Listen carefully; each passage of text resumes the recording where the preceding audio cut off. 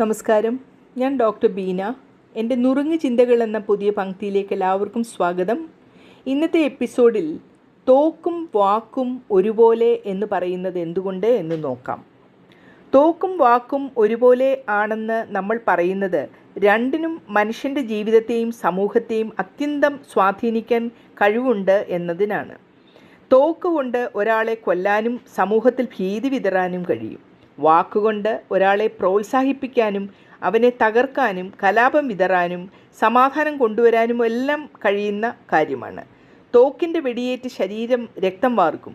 കടുപ്പമുള്ള വാക്കുകൾ മനുഷ്യൻ്റെ ഹൃദയത്തെയും മനസ്സിനെയും ആഴത്തിൽ മുറിക്കും. തോക്കിൻ്റെ ശബ്ദം കേൾക്കുന്നത് അടുത്തുള്ളവർക്ക് മാത്രമാണ്, പക്ഷേ വാക്ക് വളരെ ദൂരം വരെ പടരും. ഒരു സമൂഹത്തെയോ തലമുറയോ മാറ്റിമറിക്കാൻ പോലും അതിന് സാധിക്കും. തോക്ക് പിടിക്കുന്നവൻ സൂക്ഷിക്കണം. തെറ്റായ സമയത്ത് ഉപയോഗിച്ചാൽ നിരപരാധികൾ വരെ മരിച്ചു വീഴും. വാക്ക് പറയുന്നവനും സൂക്ഷിക്കണം. തെറ്റായ വാക്ക് ഒരാളുടെ ആത്മാവിനെയും ഭാവിയെയും നശിപ്പിക്കാം. തോക്കുപോലെ തന്നെ വാക്കിനും രക്ഷിക്കാൻ ഉപയോഗിക്കാം, നശിപ്പിക്കാനും ഉപയോഗിക്കാം. അതുകൊണ്ട് ആണ് പഴമൊഴികൾ പറയുന്നത്, വാക്ക് സൂക്ഷിച്ചാൽ ലോകം രക്ഷപ്പെടും, വാക്ക് തെറ്റിച്ചാൽ ലോകം കത്തിപ്പോകും. തോക്കും വാക്കും എങ്ങനെ ബന്ധപ്പെടുത്താം? തോക്കെന്ന് പറയുന്നത് ഒരാളുടെ ശരീരത്തെ നേരിട്ടില്ലാതാക്കാൻ കഴിയുന്നു. വാക്ക് ഒരാളുടെ മനസ്സിനെയും ആത്മാവിനെയും കൊല്ലാനും അതുപോലെ രക്ഷിക്കാനും കഴിയുന്നു. ചിലപ്പോൾ തോക്കിൻ്റെ മുറിവ് സുഖപ്പെടും, പക്ഷേ വാക്കിൻ്റെ മുറിവ് ഒരു നാളും മാഞ്ഞു പോകുകയില്ല. തോക്ക് ആളുകളിൽ ഭയമുണ്ടാക്കുന്നു. വാക്ക് ആളുകളിൽ ഭയമുണ്ടാക്കാനും അതേസമയം ആത്മവിശ്വാസവും പ്രതീക്ഷയും കൊടുക്കാനും കഴിയുന്നു. മഹാത്മാഗാന്ധി തോക്കിനല്ല വാക്കിനാണ് ആശ്രയിച്ചത്.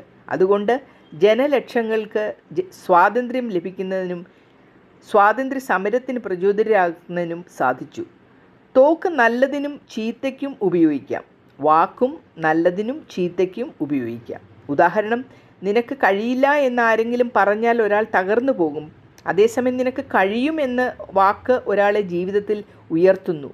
തോക്കിൻ്റെ വെടിവെച്ച ഒരു പ്രദേശത്തേക്ക് മാത്രം പരിമിതമാണ്. എന്നാൽ വാക്കുകൾ പുസ്തകം, പ്രസംഗം, സോഷ്യൽ മീഡിയ മുതലായവയിൽ കൂടി തലമുറകൾ വരെ പകർന്ന് കിട്ടുന്നു. ചിലപ്പോഴൊക്കെ വാക്ക് തോക്കിനേക്കാൾ വേഗത്തിൽ ലോകം കീഴടക്കും.